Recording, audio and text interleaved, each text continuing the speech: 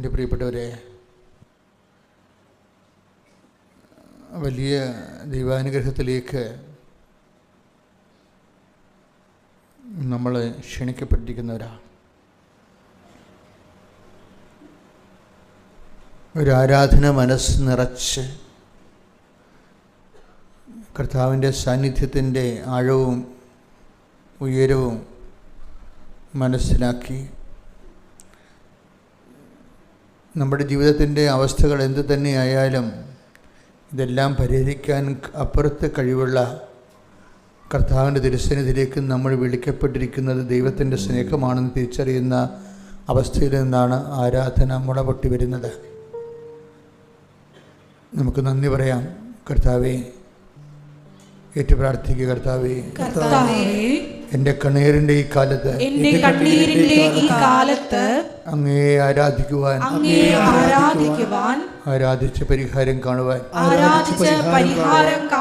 അങ്ങേ സ്നേഹത്താൽ എന്നെ നിന്റെ സന്നിധാനത്തിലേക്ക് ക്ഷണിച്ചതിന് നന്ദി പറയുന്നു. കർത്താവേ, എൻ്റെ ജീവിതത്തിൻ്റെ എല്ലാ അവസ്ഥകളെയും അതിജീവിക്കുവാൻ പരിശുദ്ധ അമ്മയുടെ പ്രത്യേക മധ്യസ്ഥം ലഭിക്കുന്ന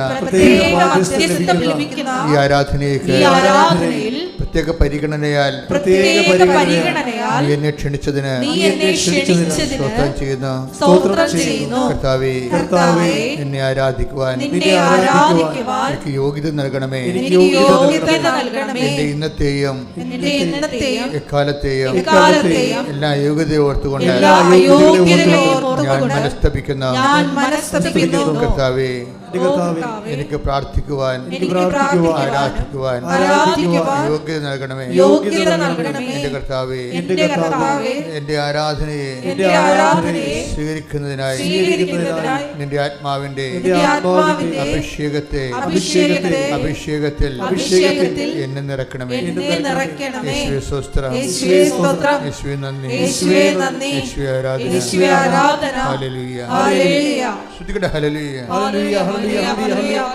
യേശുവേ നന്ദി, ഹല്ലേലൂയ, ഹല്ലേലൂയ.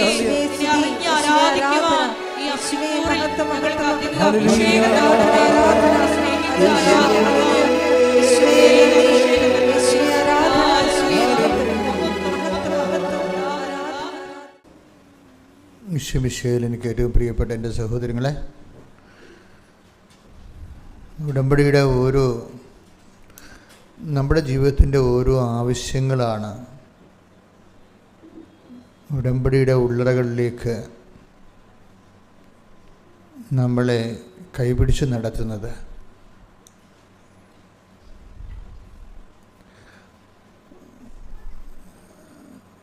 ജീവിതം മുന്നോട്ട് പോകുന്നതനുസരിച്ച് നിങ്ങൾ ഉടമ്പടി എടുത്താലും ജീവിതം മുന്നോട്ട് പോകുന്നതനുസരിച്ച് പുതിയ പ്രതിസന്ധികളെ നമുക്ക് പ്രതീക്ഷിക്കാൻ പറ്റും. അപ്പോൾ നമുക്ക് പുതിയ പ്രതിസന്ധികളെ കാണുമ്പോൾ നമുക്ക് സ്വാഭാവികമായിട്ടും ദൈവമേ, ഞാൻ ഉടമ്പടി എടുത്തില്ല, എന്നിട്ടും എനിക്ക് എന്താണ് ഇങ്ങനെ ഒരു പരീക്ഷണം വരണത് എന്ന് നിങ്ങൾക്ക് സ്വാഭാവികമായിട്ട് തോന്നാം. ഇതെന്താ വിഷയം എന്ന് പറയുന്നത് നമുക്കറിയാമല്ലോ. നമ്മൾ പഠിക്കുന്തോറും ടെൻഷനല്ലേ അല്ലേ? പഠിക്കുന്തോറും ടെൻഷനാണ്. ഈ പരീക്ഷയ്ക്ക് എന്നാണ് ടെൻഷൻ തീരണത്? പരീക്ഷയ്ക്ക് എന്നാണ് ടെൻഷൻ തീരണത്? 1ാം ക്ലാസ് വെച്ചിട്ട് പരീക്ഷ ഉണ്ടായത്, ടെൻഷൻ ഉണ്ടായിരുന്നു. അത് 2ാം ക്ലാസ്സിൽ തീർന്നില്ലല്ലോ. 2ാം ക്ലാസ്സിൽ പരീക്ഷ ഉണ്ടായിരുന്നു, ടെൻഷൻ ഉണ്ടായിരുന്നു. നമ്മൾ PhDക്ക് പോകുമ്പോഴും അവിടെ പരീക്ഷ ഉണ്ട്, ടെൻഷനുണ്ട്, ഇല്ലേ? അതെന്താ പ്രശ്നം വെച്ച് കഴിഞ്ഞാൽ നമ്മൾ ഉയരുന്നതനുസരിച്ച് ഈ ടെൻഷൻ ബൈ ടെൻഷനാണ് നമ്മൾ ദൈവത്തിൽ ഉയർന്നു വരണത്. ടെൻഷൻ ബൈ ടെൻഷനാണ്. അപ്പോൾ ഈ ടെൻഷനെ മാറ്റി നിർത്തിയിട്ട് ഒരു ജീവിതം ഉണ്ടോ എന്ന് ചോദിച്ചു കഴിഞ്ഞാൽ ദൈവത്തെ അനുഭവിക്കുന്നതിന് ടെൻഷനെ എങ്ങനെ ഉപയോഗിക്കാൻ പറ്റുമെന്നാണ് നമ്മൾ ചിന്തിക്കേണ്ടത്. പോസിറ്റീവായിട്ട് വേണം. കാര്യം ഞാൻ ഈ ടെൻഷൻ്റെ ആളാണ്. ശരിക്കും പറഞ്ഞാൽ എനിക്ക് കുഞ്ഞുനാൾ തൊട്ട് തന്നെ ഈ ടെൻഷൻ്റെ പ്രോബ്ലം ഉണ്ട്. എന്തെങ്കിലും ചെറിയ കാര്യം ചെയ്യണമെന്ന് വീട്ടിൽ പറഞ്ഞാൽ മതി, അത് ചെയ്ത് തീരണവരെ എനിക്ക് സമാധാനം കിട്ടത്തില്ല. ചെയ്ത് തീരണവരെ എനിക്ക് സമാധാനം കിട്ടത്തില്ല. അപ്പം ഞാനെന്ത് ചെയ്യും? എനിക്കങ്ങനെ വലിയ കൂട്ടുകാരൊക്കെ ഒന്നുമില്ല ഇങ്ങനെ നമുക്ക് ഒരു സപ്പോർട്ട് ചെയ്യാൻ ഉള്ള എൻ്റെ ഒരു പഠനകാലം വെച്ച് കഴിഞ്ഞാൽ അത്ര കണ്ട് നല്ലൊരു കാലമല്ല, സപ്പോർട്ട് കുറവായിരിക്കും. ഇപ്പോൾ ചില വീടുകളിലൊക്കെ ഒത്തിരിയേറെ കസിൻസും അങ്ങനെ ഒന്ന് കസിൻസൊക്കെ എനിക്കുണ്ട്, പക്ഷേ ഉള്ള അകലെയാണ് അവരൊക്കെ, അടുത്തൊന്നുമല്ല. അതുകൊണ്ട് ഡയറക്റ്റ് പേഴ്സണൽ സപ്പോർട്ട് കിട്ടത്തില്ല. അപ്പനാണെങ്കിൽ അപ്പൻ അധികം സംസാരിക്കുന്ന ആളല്ല, അപ്പൻ കൽപ്പിക്കുന്ന ആളാണ്, പക്ഷെ സ്നേഹിക്കും, അടുപ്പമൊക്കെ ഉണ്ട്. പക്ഷേ എങ്കിലും അപ്പൻ ക്ഷിപ്രകോപിയ, അപ്പം അത് എക്സ്ട്രാ ടെൻഷൻ ഉണ്ടാകും. പറയുന്ന കാര്യങ്ങൾ പറഞ്ഞ സമയത്ത് തീർന്നില്ലെങ്കിൽ അതിന് എക്സ്ട്രാ ടെൻഷൻ. അപ്പം നമ്മളെന്ത് ചെയ്യും? ഈ ടെൻഷനെല്ലാം കുഞ്ഞുനാൾ തന്നെ അറിയാവുന്ന പ്രാർത്ഥനകളിലേക്ക് ഈ ടെൻഷനെല്ലാം പ്രാർത്ഥനയുടെ ഒരു ചാലിലൂടെ എടുക്കും. അങ്ങനെയാണ് ഞാൻ ഈ കർത്താവിൻ്റെ മാലാഖ ഉപയോഗിക്കാൻ തുടങ്ങിയത്. ഇന്നിപ്പോൾ ഞാൻ കൊന്തയിൽ എന്തുകൊണ്ടാണ് നിങ്ങളൊക്കെ ഫിക്സ് ചെയ്യണേ എന്തുകൊണ്ടാണ്? കർത്താവിൻ്റെ രൂപമാണ് ജപമാല എന്ന് പറയുന്നത്. അപ്പം അത് അന്ന് ഞാൻ അറിയാതെ വിശ്വസിച്ച് പ്രാർത്ഥിച്ചു. ഇന്ന് വിശ്വസിച്ചല്ല പ്രാർത്ഥിക്കണത്, സ്നേഹിച്ചാണ് പ്രാർത്ഥിക്കണത്. പ്രാർത്ഥനയുടെ ഒരു വ്യത്യാസം വന്നുപോയി. ഈ വ്യത്യാസം നിങ്ങളുടെ ജീവിതത്തിൽ ഉണ്ടാകണം. നമ്മൾ പണ്ട് വിശ്വസിച്ചാണ് പ്രാർത്ഥിച്ചുകൊണ്ടിരുന്നത്. ഒരേ സാധനം തന്നെ പണ്ട് ഉപയോഗിച്ചിരുന്നതും ഇന്ന് ഉപയോഗിക്കുന്നതും തമ്മിൽ വ്യത്യാസം ഉണ്ടാകും. പണ്ട് നമ്മൾ വെള്ളം കുടിച്ചിരുന്നത് ദാഹം കെടാൻ വേണ്ടിയാണ്, അല്ലേ? ഇന്ന് വെള്ളം കുടിക്കുമ്പോൾ നമ്മൾ ഡീഹൈഡ്രേഷൻ ഉണ്ടാകരുത്, പിന്നെ കിഡ്നിയുടെ പ്യൂരിഫിക്കേഷൻ ഉണ്ടാകണം. ഇപ്പം ഇങ്ങനെ കുറേ കാര്യങ്ങൾ നമ്മൾക്കറിയാം. ഇപ്പം കുഞ്ഞുങ്ങൾക്കാണെങ്കിൽ കൂടുതൽ അറിയാം, കാര്യം അവരുടെ സിലബസ് എല്ലാം കുറച്ചുകൂടി മെച്ചമായ സിലബസാണ്. അപ്പോൾ വെറുതെ വെള്ളം കുടിക്കണതല്ല, അവരതാണ് വാട്ടർ ബോട്ടിൽ കൂടെ കൊണ്ട് നടക്കുന്നതാണ്. പിള്ളേരുടെ എല്ലാവരുടെ കയ്യിൽ വാട്ടർ ബോട്ടിൽ ഉണ്ടല്ലോ, അവർ കുടിക്കുകയും ചെയ്യും കൃത്യമായിട്ട്. അവരുടെ തൊലിയൊക്കെ മിനുങ്ങിയിരിക്കണതിൻ്റെ കാര്യം എന്താണ്? വെള്ളം കുടിക്കണതാണ്. നമുക്ക് തൊലി മിനുങ്ങണത് നമുക്ക് വെള്ളം കുടിക്കുമായിട്ട് നമ്മൾ കണക്ട് ചെയ്തില്ലായിരുന്നല്ലോ, ഇല്ലേ? നമ്മുടെ സ്കിന്നൊക്കെ നല്ല ഗ്ലിറ്ററിങ് ആയിട്ടിരിക്കുന്നത് വെള്ളം കുടിക്കണമായിട്ട് നമ്മൾ കണക്ട് ചെയ്തിട്ടില്ല. സൗന്ദര്യത്തെ പോലും നമ്മൾ വെള്ളം കുടിക്കണമായിട്ട് കണക്ട് ചെയ്തിട്ടില്ല. ദാഹം വരുന്നു, വെള്ളം കുടിക്കുന്നു. ഇപ്പം സൗന്ദര്യവും വെള്ളവുമായിട്ടല്ലേ ഏറ്റവും കൂടുതൽ. നമ്മൾ ബ്യൂട്ടി പാർലറിലൊക്കെ ആൾക്കാർ പോകുന്നുണ്ടെങ്കിൽ അവരും പറയും വെള്ളം കുടിക്കാൻ പറയും, ആവശ്യത്തിന് വെള്ളം കുടിക്കാൻ പറയും. തൊലിയൊക്കെ ഇങ്ങനെ ഉണങ്ങി ഡ്രൈ ഹൈഡ്രേറ്റഡ് ഇരിക്കുമ്പോൾ തന്നെ ആൾ കറുത്ത് പോകും, ആൾ വെളുത്ത് വരാൻ വേണ്ടി വെള്ളം കുടിക്കാൻ പറയും. അപ്പോൾ വെള്ളത്തെക്കുറിച്ചുള്ള കോൺസെപ്റ്റ് മാറിയില്ലേ, ഇല്ലേ? പണ്ട് ദാഹത്തിന് മാത്രം കുടിച്ചു, ഇപ്പോൾ നമ്മൾ സൗന്ദര്യം വർദ്ധിക്കാൻ വേണ്ടി കുടിക്കുന്നു. ഈ ഒരു ഫോർമാറ്റ് ചേഞ്ചിങ് ആധ്യാത്മികതയിൽ വരണം. എന്താ കാരണം വെച്ച് കഴിഞ്ഞാൽ നമ്മൾ പണ്ട് വിശ്വസിച്ച് പ്രാർത്ഥിച്ചു, കാര്യങ്ങൾ മനസ്സിലാക്കി കഴിയുമ്പോൾ പിന്നെ സ്നേഹിച്ച് പ്രാർത്ഥിക്കണം, വിശ്വസിച്ച് പ്രാർത്ഥിക്കണം. ഇപ്പം നമുക്ക് കഴിഞ്ഞ ദിവസങ്ങളിൽ സിസ്റ്റർ 1-2 ദിവസം ഇവിടെ സാക്ഷ്യത്തിനത് പറഞ്ഞു. ഞാൻ ഇവിടെ നിന്നപ്പോൾ കർത്താവ് എന്നോട് കുറച്ച് കാര്യങ്ങൾ സംസാരിച്ചായിരുന്നു. ഞാൻ എല്ലാ ദിവസവും ആൾക്കാരോട് സംസാരിക്കും. എൻ്റെ കുർബാനയുള്ള ദിവസങ്ങളൊക്കെ ഞാൻ ശരിക്കും പ്രാർത്ഥിച്ച് രാത്രിയും പകലൊക്കെ ഒരുങ്ങിയാണ് വരുന്നത്. അപ്പോൾ രാവിലെ ഞാൻ ആൾക്കാരുടെ മുമ്പ് നിൽക്കുമ്പോൾ കർത്താവ് എനിക്ക് ദൈവിക രഹസ്യങ്ങൾ, കാര്യം നമ്മുടെ ബൈബിളിൻ്റെ ഒരു പ്രത്യേകത ഭയങ്കര ട്രഷറാണിത്, പക്ഷേ ഭയങ്കര പ്രാക്ടിക്കലുമാണ്. ഈ ബൈബിളിൻ്റെ വചനങ്ങൾ അറിഞ്ഞ് ആപ്ലിക്കേറ്റ് ചെയ്താണ് നമ്മളിത് ദൈവത്തിൽ ഉയർന്ന് വളർന്നൊക്കെ വരണത്. അപ്പം അതുകൊണ്ട് ബൈബിളൊക്കെ കേൾക്കുമ്പോൾ സൂക്ഷിച്ചുകൊണ്ടിരിക്കണം. അത് എന്നെ ബാധിക്കുന്ന പ്രശ്നം. ഞാൻ കുർബാനത്തിൻ്റെ പറയില്ല, കുർബാനയ്ക്ക് വരുമ്പോൾ ചെറിയ പ്രശ്നങ്ങൾ ശ്രദ്ധിക്കത്തില്ല. അവരവർക്കും കുർബാനയുടെ മെയിൻ സംഭവം ആ വാഴ്ത്തും കോൺസെക്രേഷനാണ്. എൻ്റെ കോൺസെക്രേഷൻ വരാൻ വേണ്ടി കാത്തിരിക്കും. എവങ്കേലിയോ പോലും ശ്രദ്ധിക്കത്തില്ല. അപ്പോൾ അതിനകത്ത് അറിവില്ലായ്മ കൊണ്ട് അങ്ങനെ സംഭവിക്കുന്നത്. കാര്യം കുർബാനയിൽ ഇതെല്ലാം ഒരുപോലെയാണ്. എവങ്കേലിയും മുറിക്കണതും വചനം മുറിക്കണതും കർത്താവിൻ്റെ ശരീരം അൾത്താരെ മുറിക്കണതും രണ്ടും ഒരേ പ്രോസസ്സാണ്. അപ്പം അതുകൊണ്ട് തന്നെ വചന പ്രഘോഷണത്തിൽ വചനാധിഷ്ഠിതമായിട്ടാണ് അച്ഛൻ സംസാരിക്കണമെന്നുണ്ടെങ്കിൽ നമ്മൾ കൊതിയോടുകൂടി കേട്ടിരിക്കണം. വചനം എപ്പോഴും ഓരോ ടൂളാണ്. അപ്പോൾ ഇതിൻ്റെ ഒരു കറസ്പോണ്ടിങ് ആപ്ലിക്കേഷൻസ് ഉണ്ട് അതിൻ്റേതായിട്ടുള്ള. അത് എങ്ങനെയാണ് ആപ്ലിക്കേറ്റ് ചെയ്യണത്? ഇപ്പം തന്നെ കഴിഞ്ഞ ദിവസങ്ങളിൽ ഒരു